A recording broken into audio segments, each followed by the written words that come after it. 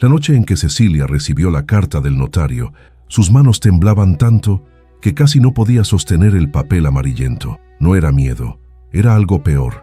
Era la sensación de que su vida estaba a punto de cambiar de una forma que aún no comprendía, y esa incertidumbre le apretaba el pecho como una mano invisible. Afuera, la lluvia golpeaba las ventanas del pequeño apartamento de 2 habitaciones donde vivía con sus 4 hijos, un lugar tan estrecho que los niños dormían apretados en colchones en el suelo. El agua se filtraba por una grieta en el techo, cayendo gota a gota en un balde de plástico que ya estaba medio lleno. El sonido metálico y constante, tic, tic, tic, era la banda sonora de su pobreza. Cecilia tenía 38 años, pero su rostro mostraba el cansancio de alguien que había vivido el doble.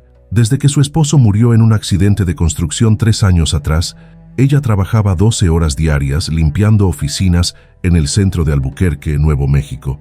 Sus manos estaban ásperas, agrietadas por los químicos de limpieza. Sus hijos, Mateo de 14, Sofía de 11, los gemelos Lucas y Emma de 7, la miraban con ojos grandes y hambrientos, no solo de comida, sino de esperanza, y ella no tenía nada que darles, excepto promesas vacías de que todo iba a mejorar.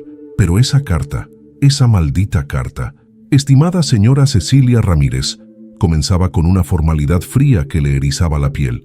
Por medio de la presente, le informamos que usted ha sido designada como única heredera de la propiedad ubicada en el 1247 de Hollow Creek Road, perteneciente al difunto señor Ernesto Ramírez, su tío paterno. La propiedad incluye una mansión colonial de 3 pisos, terreno circundante de aproximadamente 5 acres y todos los bienes contenidos en el interior. Favor de presentarse en nuestras oficinas para proceder con la transferencia legal. Cecilia leyó la carta 3 veces. 4, 5. Las palabras no cambiaban. Mansión, heredera, única. «Mamá, ¿qué dice?», preguntó Mateo acercándose con esa mezcla de curiosidad y preocupación que había aprendido a llevar desde que se convirtió en el hombre de la casa. Cecilia levantó la vista. Sus ojos estaban húmedos, pero no de tristeza. Era algo más complejo, una mezcla de incredulidad, miedo y una chispa diminuta de algo que se parecía peligrosamente a la esperanza. «Dice que heredamos una casa», susurró como si decirlo en voz alta pudiera hacer que la realidad se desvaneciera. «¿Una casa?». Sofía se acercó corriendo, sus pies descalzos golpeando el piso de linóleo agrietado. «¿Una casa de verdad? ¿Con habitaciones para todos?». Cecilia asintió lentamente, pero algo en su expresión hizo que los niños se quedaran callados, porque ella conocía esa dirección, Hollow Creek Road. Todo el mundo en la familia Ramírez conocía ese lugar.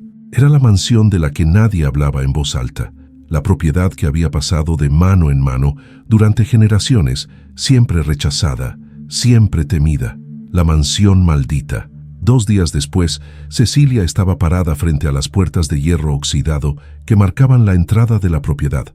El taxi que la había traído desde la ciudad ya se había ido, desapareciendo por el camino de tierra como si el conductor no quisiera quedarse ni un segundo más de lo necesario. Y ahora, bajo el sol abrasador de la tarde, Cecilia miraba la estructura que supuestamente era su salvación. La mansión era enorme, 3 pisos de piedra gris y madera oscura, con ventanas altas y estrechas que parecían ojos ciegos mirando hacia la nada. El jardín estaba completamente invadido por maleza. Arbustos espinosos crecían salvajemente, cubriendo los senderos de piedra que alguna vez debieron ser elegantes. Las enredaderas trepaban por las paredes como venas verdes, asfixiando la estructura. El techo tenía tejas rotas y una de las chimeneas estaba parcialmente derrumbada. El aire olía a humedad, a tierra mojada y a algo más, un olor metálico y dulzón que Cecilia no podía identificar, pero que le revolvía el estómago. «Mamá, ¿aquí vamos a vivir?», preguntó Emma, su voz pequeña y asustada. Cecilia tragó saliva. Quería decir que no, que era un error, que volverían al apartamento diminuto pero al menos conocido. Pero no podía. El propietario les había dado aviso de desalojo. En 2 semanas estarían en la calle. «Sí, mi amor», dijo finalmente, apretando la mano de Emma. «Aquí vamos a vivir». Mateo empujó las puertas de hierro, que se abrieron con un chirrido largo y agudo que resonó como un grito. El grupo avanzó por el sendero cubierto de hojas muertas, y con cada paso, Cecilia sentía que el peso en su pecho aumentaba. No era solo la apariencia de la casa, era algo más, una sensación, como si el lugar estuviera observándolos, evaluándolos, decidiendo si eran dignos de entrar. La puerta principal era de madera maciza, tallada con diseños intrincados que alguna vez debieron ser hermosos, pero que ahora estaban astillados y cubiertos de moho. Cecilia sacó la llave que el notario le había dado, una llave antigua, pesada, con dientes irregulares, y la insertó en la cerradura. Giró con un clic profundo y resonante. La puerta se abrió lentamente, revelando un vestíbulo oscuro y polvoriento. La luz del sol apenas penetraba a través de las ventanas sucias, creando rayos dorados llenos de partículas de polvo que flotaban como fantasmas diminutos. El suelo era de mármol agrietado, cubierto de hojas secas y excrementos de animales. Una escalera de caracol se elevaba hacia la oscuridad del segundo piso, con barandillas de hierro forjado que alguna vez debieron ser magníficas, pero que ahora estaban oxidadas y torcidas. En las paredes colgaban retratos antiguos, rostros severos y pálidos que parecían seguirlos con la mirada. «Huele raro», murmuró Lucas tapándose la nariz. Cecilia dio un paso adelante, y el piso crujió bajo su peso, con un sonido que parecía una advertencia. Pero ella no se detuvo, no podía detenerse. Porque si esta casa era su única opción, entonces tendría que convertirla en un hogar, sin importar lo que eso significara. Durante las siguientes horas, exploraron la mansión. Cada habitación era una cápsula del tiempo, llena de muebles cubiertos con sábanas blancas que parecían sudarios. En la cocina, los platos estaban todavía sobre la mesa, como si alguien hubiera dejado de comer a mitad de la comida y nunca hubiera regresado. En una de las habitaciones del segundo piso, Cecilia encontró una cuna de madera con sábanas amarillentas, y algo en esa imagen, la idea de un bebé que alguna vez durmió allí, en esta casa de muerte, le hizo sentir un escalofrío que le recorrió toda la columna. Pero lo peor fue cuando Sofía abrió la puerta del sótano. El olor que salió de allí era nauseabundo, humedad concentrada, moho negro y ese mismo olor metálico y dulzón que Cecilia había percibido afuera, pero ahora multiplicado por 100. Sofía retrocedió tosiendo y Cecilia cerró la puerta de golpe. «Nadie baja ahí», ordenó con voz firme. «¿Entendido?» Los niños asintieron, sus rostros pálidos. Esa noche durmieron en el suelo de la sala de estar, acurrucados juntos sobre mantas que habían traído del apartamento. Cecilia no pudo dormir. Cada crujido de la casa, cada susurro del viento a través de las grietas, cada sombra que se movía en las paredes, la mantenía despierta. Y en algún momento, en la oscuridad más profunda de la noche, escuchó algo. Pasos, lentos, deliberados, subiendo por la escalera. Cecilia se incorporó de golpe, su corazón latiendo tan fuerte que podía sentirlo en sus oídos. Miró hacia la escalera, pero no había nadie allí, solo oscuridad. Pero los pasos continuaron, uno tras otro, hasta que se detuvieron justo en el rellano del segundo piso. Silencio. Cecilia esperó conteniendo la respiración, cada músculo de su cuerpo tenso como una cuerda a punto de romperse. Pero no pasó nada más. Los pasos no regresaron, y eventualmente, exhausta por el miedo y el agotamiento, se quedó dormida. A la mañana siguiente, decidió que no podía vivir con miedo. Si iban a quedarse en esta casa, tendrían que hacer la suya, y eso significaba limpiarla, repararla, llenarla de luz y vida, hasta que no quedara espacio para las sombras. Durante las siguientes semanas, Cecilia y sus hijos trabajaron como nunca antes. Limpiaron cada habitación, barriendo años de polvo y suciedad. Lavaron las ventanas hasta que la luz del sol pudo entrar libremente, transformando los espacios oscuros y opresivos en lugares habitables. Mateo reparó las tablas sueltas del piso, mientras Sofía pintaba las paredes con colores brillantes que habían comprado con el poco dinero que Cecilia había ahorrado. Los gemelos arrancaron las malezas del jardín, revelando senderos de piedra y un antiguo pozo de agua que todavía funcionaba. Poco a poco, la mansión comenzó a cambiar.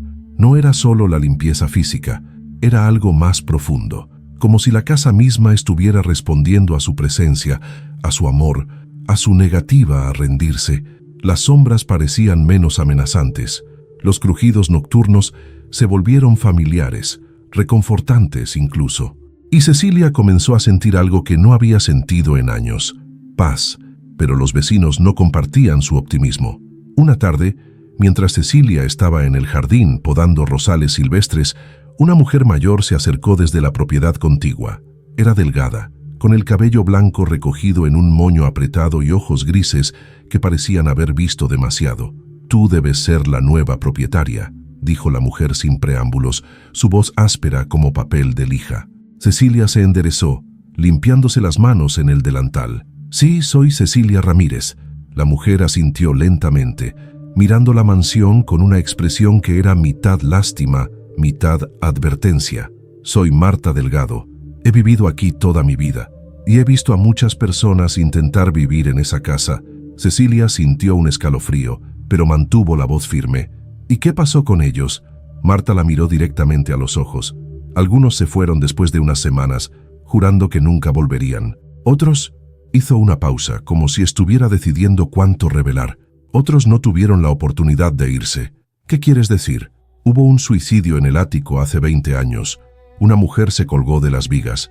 Antes de eso, un hombre desapareció en el sótano y nunca lo encontraron. Y antes de eso, una familia entera enloqueció y tuvieron que ser internados».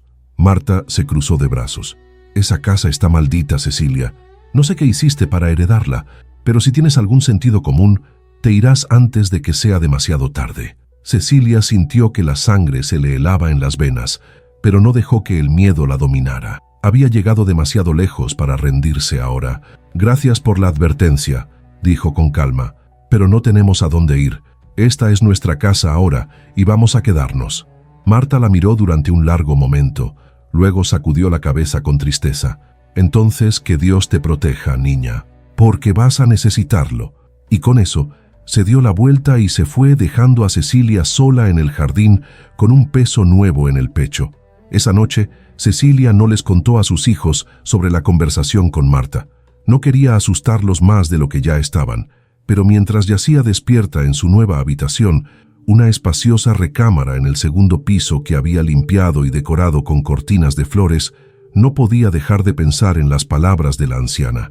Suicidio, desaparición, locura. ¿Qué había pasado realmente en esta casa? ¿Y por qué su tío Ernesto, a quien apenas recordaba, le había dejado esta propiedad a ella y no a nadie más de la familia? Las respuestas llegarían más pronto de lo que esperaba. 3 semanas después de mudarse, Mateo estaba en la sala de estar reparando una sección del piso que había comenzado a hundirse.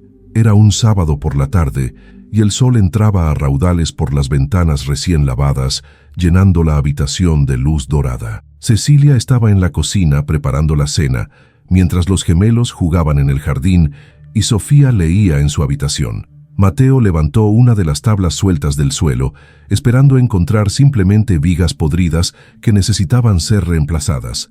Pero en lugar de eso, su mano tocó algo frío y metálico. «Mamá», llamó, su voz temblorosa. «Creo que deberías ver esto». Cecilia dejó la olla en la estufa y corrió a la sala. Mateo estaba arrodillado junto al agujero en el piso, mirando hacia abajo con ojos muy abiertos. «Hay algo aquí», dijo, «algo grande». Cecilia se arrodilló junto a él y miró. Allí, enterrado bajo décadas de polvo y tierra, había un cofre de hierro. Era antiguo, con bisagras oxidadas y un candado grueso que parecía imposible de abrir. Pero lo más inquietante era que alguien había grabado palabras en la tapa del cofre, letras toscas y profundas que decían: «La verdad enterrada nunca muere». Cecilia sintió que el aire abandonaba sus pulmones. Sus manos temblaban mientras pasaba los dedos sobre las letras grabadas, sintiendo la aspereza del metal bajo su piel. «Mateo, trae la caja de herramientas», ordenó, su voz sorprendentemente firme a pesar del terror que sentía. Entre los dos, lograron sacar el cofre del agujero. Era pesado, increíblemente pesado, y cuando lo colocaron en el suelo de la sala, levantó una nube de polvo que los hizo toser. El candado estaba tan oxidado que Mateo pudo romperlo con un martillo después de varios golpes fuertes. Cecilia respiró profundamente. Luego levantó la tapa. Dentro había documentos, cientos de ellos, papeles amarillentos, pergaminos enrollados, fotografías en blanco y negro, mapas antiguos. Cecilia tomó el primer documento con manos temblorosas y comenzó a leer. Era una escritura de propiedad fechada en 1887, pero no era una escritura normal. Era un documento de confiscación forzada, donde el gobierno territorial había despojado a una comunidad indígena de sus tierras ancestrales para entregárselas a un hombre llamado Augusto Ramírez, el bisabuelo de Cecilia. Ella siguió leyendo, documento tras documento, y con cada página, la horrible verdad se revelaba como una herida abierta. Las tierras donde ahora se levantaba la mansión habían sido robadas, no compradas, no negociadas, robadas a través de documentos falsificados, amenazas de violencia y la complicidad de funcionarios corruptos. La comunidad indígena que había vivido allí durante generaciones fue expulsada, sus hogares quemados, sus líderes asesinados, y sobre esas tierras manchadas de sangre, Augusto Ramírez construyó su mansión. Cecilia sintió náuseas. Sus manos temblaban tanto que casi dejó caer los papeles. Pero había más. En el fondo del cofre, encontró una carta manuscrita, el papel tan frágil que parecía que se desintegraría al tocarlo. La letra era elegante pero temblorosa, como si hubiera sido escrita por alguien muy enfermo o muy viejo. «A quien encuentre esto», comenzaba la carta. «Mi nombre es Ernesto Ramírez, y soy el último de una línea de ladrones y asesinos. Durante toda mi vida he cargado con el peso de los crímenes de mis antepasados. Esta casa fue construida sobre sangre inocente y cada generación de mi familia ha pagado el precio. Suicidios, locura, desapariciones, no son maldiciones sobrenaturales, sino la manifestación física de la culpa y el odio que esta propiedad representa. He intentado devolver estas tierras a sus legítimos dueños, pero los abogados de la familia se han negado. Han ocultado estos documentos, han sobornado a jueces, han hecho todo lo posible para mantener el secreto enterrado. Pero yo no puedo morir con esta carga. Por eso te elegí a ti, Cecilia. Eres la única de la familia que no está corrompida por la codicia. Eres pobre, humilde y has conocido el sufrimiento. Solo alguien como tú puede romper este ciclo de odio. Solo alguien con un corazón puro puede restaurar la justicia. Usa estos documentos. Encuentra a los descendientes de aquellos a quienes les robamos. Devuélveles lo que es suyo. Y tal vez, solo tal vez, esta casa podrá finalmente conocer la paz. Con esperanza y arrepentimiento, Ernesto Ramírez. Cecilia terminó de leer con lágrimas corriendo por sus mejillas. No eran lágrimas de tristeza, sino de comprensión. Todo tenía sentido ahora. La maldición no era sobrenatural, era justicia. Era el grito silencioso de aquellos que habían sido despojados, una deuda que nunca había sido pagada. Y ahora, esa deuda estaba en sus manos. Cecilia no durmió esa noche. Sentada en la sala de estar, rodeada de documentos esparcidos por el suelo como piezas de un rompecabezas macabro, leyó cada palabra, estudió cada fotografía, trazó cada línea en los mapas antiguos. Los niños dormían en el piso de arriba, ajenos a la tormenta que se gestaba en el corazón de su madre, porque Cecilia sabía que lo que tenía en sus manos no era solo historia, era dinamita. Las fotografías eran las más perturbadoras. Mostraban a familias indígenas siendo expulsadas de sus hogares, soldados con rifles apuntando a mujeres y niños, estructuras de madera ardiendo contra el cielo. En una imagen, un anciano con el rostro marcado por profundas arrugas miraba directamente a la cámara, sus ojos llenos de una tristeza tan profunda que Cecilia sintió como si ese hombre la estuviera mirando a través del tiempo, exigiéndole que hiciera lo correcto. Había nombres en los documentos, nombres de familias que habían sido despojadas. Tso, Begay, Yasi, Nes, nombres que Cecilia no reconocía, pero que ahora estaban grabados en su memoria como cicatrices. Y había algo más. Un mapa detallado que mostraba no solo la mansión, sino toda la extensión de las tierras robadas, casi 50 acres que se extendían hasta las colinas circundantes. Cuando el sol comenzó a salir, pintando el cielo de naranja y rosa, Cecilia tomó una decisión. No podía quedarse callada. No podía vivir en esta casa sabiendo lo que sabía, disfrutando de una propiedad construida sobre el sufrimiento de otros. Tenía que encontrar a los descendientes de esas familias. Tenía que devolverles lo que les pertenecía, pero no tenía idea de por dónde empezar. Durante los siguientes días, Cecilia hizo llamadas telefónicas, contactó a la Oficina de Asuntos Indígenas en Albuquerque, habló con historiadores locales, buscó en registros públicos. La mayoría de las personas con las que habló fueron amables pero escépticas. Una mujer pobre afirmando tener documentos que probaban un robo de tierras de hace más de un siglo sonaba demasiado fantástico para ser verdad. Pero entonces encontró a alguien que la escuchó.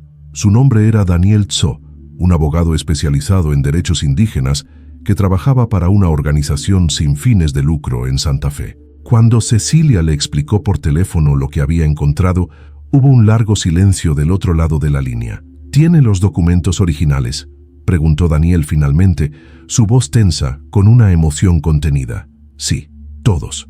Escrituras, fotografías, mapas, cartas, todo. Señora Ramírez, si lo que dice es verdad, esto podría ser uno de los casos más importantes de restitución de tierras en la historia de Nuevo México. ¿Puedo ir a verla? 2 días después, Daniel Tso estaba sentado en la sala de estar de la mansión, rodeado de los mismos documentos que Cecilia había estudiado obsesivamente. Era un hombre de unos 40 años, con cabello negro recogido en una cola de caballo y ojos oscuros que brillaban con inteligencia y determinación. Mientras leía, su expresión pasaba de la incredulidad al asombro y finalmente a algo que parecía una mezcla de furia y esperanza. «Esto es real», murmuró sosteniendo una de las escrituras originales contra la luz. «Dios mío, esto es completamente real. ¿Puede ayudarme?», preguntó Cecilia, su voz apenas un susurro. «¿Puede ayudarme a encontrar a las familias correctas?». Daniel levantó la vista y por primera vez desde que había llegado sonrió. «Señora Ramírez, no solo puedo ayudarla, voy a asegurarme de que esto llegue hasta las más altas cortes, si es necesario.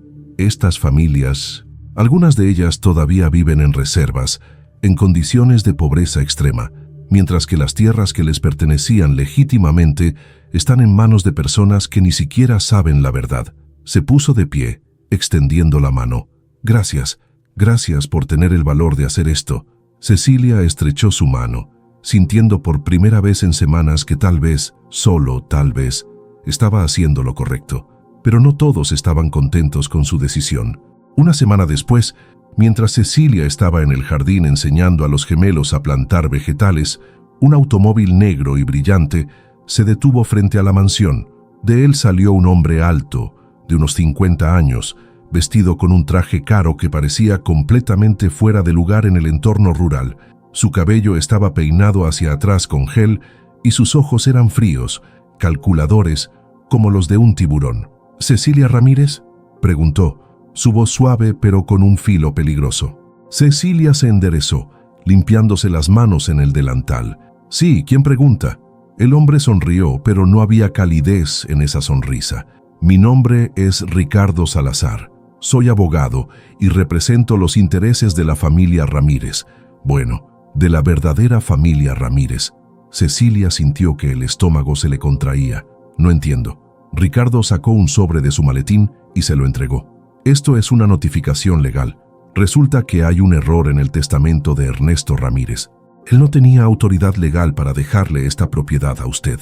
La mansión y todas las tierras circundantes pertenecen legítimamente a su primo segundo, Héctor Ramírez, quien es mi cliente». Cecilia abrió el sobre con manos temblorosas. Dentro había documentos legales llenos de jerga incomprensible, pero la conclusión era clara. Alguien estaba tratando de quitarle la mansión. «Esto no puede ser legal», dijo, su voz temblando. «El notario me entregó la propiedad. Tengo todos los papeles». Ricardo se encogió de hombros. «Los notarios cometen errores, y cuando esos errores involucran propiedades de millones de dólares, deben ser corregidos». Miró la mansión con ojos codiciosos. «Tiene 2 semanas para desalojar la propiedad. Después de eso, procederemos con una orden de desalojo forzoso». «Millones de dólares». Cecilia sintió que la cabeza le daba vueltas. Pero esta casa estaba abandonada. Nadie la quería. La sonrisa de Ricardo se amplió, y en ese momento, Cecilia vio la verdad en sus ojos. Él sabía lo que ella había encontrado. Sabía sobre los documentos, sobre las tierras robadas, sobre todo. Las cosas cambian, señora Ramírez. El valor de las propiedades sube y baja, y resulta que esta propiedad acaba de volverse extremadamente valiosa. Se dio la vuelta para irse, luego se detuvo. Harry, si está pensando en hacer algo estúpido con esos documentos viejos que encontró, le sugiero que lo reconsidere. Sería una lástima que algo les pasara a usted o a sus hijos. Cecilia sintió que la sangre se le helaba. No era solo una amenaza legal, era una amenaza real, física, contra su familia. Ricardo se subió a su automóvil y se fue, dejando una nube de polvo y el olor acre del miedo. Esa noche, Cecilia llamó a Daniel Tso y le contó todo. Él escuchó en silencio, y cuando ella terminó, suspiró profundamente. Sabía que esto pasaría, dijo. Cuando hay dinero involucrado, siempre hay alguien tratando de robarlo. Pero Cecilia, escúcheme, usted tiene los documentos originales. Eso le da un poder enorme. Si Salazar intenta quitarle la propiedad, podemos presentar una contrademanda basada en la evidencia de que toda la propiedad fue adquirida ilegalmente en primer lugar. ¿Pero qué pasa con mis hijos?, preguntó Cecilia, su voz quebrándose. Él amenazó a mis hijos. Voy a contactar a la policía y voy a conseguir una orden de restricción. Pero Cecilia, tiene que ser fuerte. Lo que está haciendo es importante, no solo para usted, sino para todas las familias que fueron despojadas. No puede rendirse ahora. Cecilia cerró los ojos, sintiendo el peso de la responsabilidad aplastándola. Pero entonces pensó en la carta de su tío Ernesto. En sus palabras, solo alguien con un corazón puro puede restaurar la justicia. No me voy a rendir, dijo finalmente. Voy a luchar. Durante las siguientes 2 semanas, la tensión en la mansión era palpable. Cecilia contrató a un cerrajero para cambiar todas las cerraduras e instaló cámaras de seguridad baratas alrededor de la propiedad. Mateo, que había crecido demasiado rápido en los últimos meses, se convirtió en el guardián no oficial de la familia, durmiendo con un bate de béisbol junto a su cama. Sofía dejó de sonreír. Los gemelos tenían pesadillas, y Cecilia apenas dormía. Cada ruido la despertaba, cada sombra era una amenaza potencial. Pero entonces, algo cambió. Daniel Tso organizó una reunión con los descendientes de las familias despojadas. Se llevó a cabo en un centro comunitario en la Reserva Navajo, a 2 horas de la mansión. Cecilia condujo hasta allí con los documentos en una caja fuerte portátil, su corazón latiendo tan fuerte que pensó que explotaría. Cuando entró en la sala, había aproximadamente 20 personas esperando. Ancianos con rostros marcados por el tiempo, adultos de mediana edad con expresiones cautelosas, jóvenes con fuego en los ojos. Todos la miraron con una mezcla de curiosidad y desconfianza. Daniel hizo las presentaciones y luego Cecilia habló. Les contó sobre la mansión, sobre el cofre enterrado, sobre los documentos que había encontrado, y luego, con manos temblorosas, abrió la caja fuerte y comenzó a mostrarles las pruebas. El silencio en la sala era absoluto. Cecilia vio lágrimas en los ojos de algunos de los ancianos mientras miraban las fotografías de sus antepasados. Vio puños apretados, mandíbulas tensas, respiraciones contenidas. Finalmente, una anciana se puso de pie. Su nombre era Sara Begay y tenía 83 años. Su rostro era un mapa de arrugas profundas, pero sus ojos eran claros y penetrantes. Mi abuela me contó historias sobre esas tierras, dijo, su voz temblando pero firme. Me dijo que algún día la verdad saldría a la luz. Me dijo que algún día la justicia llegaría. Miró directamente a Cecilia. Pero nunca pensé que vendría de alguien de la familia que nos robó. Cecilia sintió que las lágrimas corrían por sus mejillas.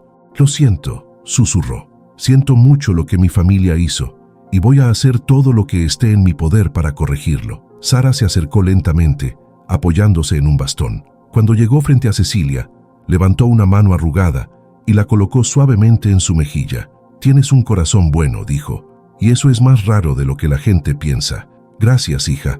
Gracias por tener el valor de hacer lo correcto. En ese momento, Cecilia supo que no estaba sola. Tenía aliados. Tenía personas que lucharían con ella. Pero Ricardo Salazar no se iba a rendir tan fácilmente. La noche antes de que expirara el plazo de desalojo, Cecilia estaba en la cocina preparando la cena cuando escuchó el sonido de neumáticos en la grava afuera. Miró por la ventana y sintió que el corazón se le detenía. Había 3 automóviles estacionados frente a la mansión, y de ellos salieron Ricardo Salazar y 5 hombres más. todos vestidos con trajes oscuros, todos con expresiones duras y determinadas. «Mateo, lleva a tus hermanos al segundo piso y cierra la puerta con llave», ordenó Cecilia, su voz sorprendentemente calmada. Ahora, Mateo obedeció sin hacer preguntas, reuniendo a sus hermanos y subiéndolos por las escaleras. Cecilia escuchó la puerta de la habitación cerrarse con un clic y luego respiró profundamente. Alguien golpeó la puerta principal con fuerza, un sonido que resonó por toda la casa como un trueno. «Señora Ramírez», gritó Ricardo, «abra la puerta. Tenemos una orden judicial de desalojo». Cecilia caminó hacia la puerta, pero no la abrió. «Muéstreme la orden», gritó de vuelta. Hubo un momento de silencio. Luego Ricardo deslizó un papel por debajo de la puerta. Cecilia lo recogió y lo leyó rápidamente. Era una orden de desalojo, firmada por un juez, fechada ese mismo día. Pero algo no estaba bien. El nombre del juez le sonaba familiar, y entonces lo recordó. Era el mismo nombre que había visto en uno de los documentos antiguos, uno de los funcionarios corruptos que había ayudado a Augusto Ramírez a robar las tierras. Era un descendiente. La corrupción había pasado de generación en generación, igual que la propiedad. «Esta orden es falsa», gritó Cecilia. «Y usted lo sabe». Ricardo se rió, un sonido frío y sin humor. «Falsa o no, tengo 5 hombres aquí conmigo y usted está sola. Puede salir por las buenas o podemos entrar y sacarla. Su elección». Cecilia sintió el pánico elevándose en su garganta. Pensó en sus hijos arriba, asustados, dependiendo de ella para protegerlos. Pensó en los documentos, escondidos en una caja fuerte en el sótano. Pensó en Sarah Begay y todas las familias que habían confiado en ella. Y entonces escuchó sirenas. Al principio pensó que era su imaginación, un deseo desesperado manifestándose como alucinación auditiva. Pero las sirenas se hicieron más fuertes, más cercanas, hasta que vio las luces rojas y azules iluminando la noche. 3 patrullas de policía se detuvieron frente a la mansión y de ellas salieron 6 oficiales con las manos en sus armas. «¡Policía!», gritó uno de ellos. Todos al suelo ahora. Ricardo y sus hombres se quedaron congelados, sus expresiones pasando de la confianza a la confusión y finalmente al miedo. «Debe haber un error», comenzó a decir Ricardo. «Somos abogados, tenemos una orden judicial». «Tenemos una orden de arresto para Ricardo Salazar», interrumpió el oficial, «por fraude, falsificación de documentos legales, soborno de funcionarios públicos y amenazas criminales». Miró a Cecilia, que había abierto la puerta y estaba parada en el umbral con lágrimas corriendo por su rostro. «¿Está usted bien, señora?». Cecilia asintió, incapaz de hablar. Resultó que Daniel Tiso no había estado inactivo durante esas 2 semanas. Había investigado a Ricardo Salazar y descubierto un patrón de corrupción que se extendía por años. Documentos falsificados, testigos sobornados, jueces comprados. Y había presentado toda la evidencia a la oficina del fiscal del distrito, quien había emitido órdenes de arresto, no solo para Ricardo, sino también para el juez corrupto y varios otros cómplices. Mientras los oficiales esposaban a Ricardo y lo metían en una patrulla, él miró a Cecilia con ojos llenos de odio puro. «Esto no termina aquí», siseó. «Hay más personas involucradas, personas con más poder que yo. Te van a destruir». Pero Cecilia ya no tenía miedo, porque sabía algo que Ricardo no entendía. La verdad, una vez revelada, no puede ser enterrada de nuevo. Los siguientes meses fueron un torbellino de actividad legal. Daniel Tso presentó una demanda masiva en nombre de las familias despojadas, utilizando los documentos que Cecilia había encontrado como evidencia principal. Los medios de comunicación se enteraron de la historia y de repente Cecilia se encontró en el centro de un escándalo nacional. Periodistas acampaban frente a la mansión. Cámaras de televisión la seguían cuando iba al supermercado. Su rostro apareció en portadas de periódicos con titulares como «La viuda que desenterró un siglo de injusticia» y «Documentos ocultos revelan robo masivo de tierras indígenas».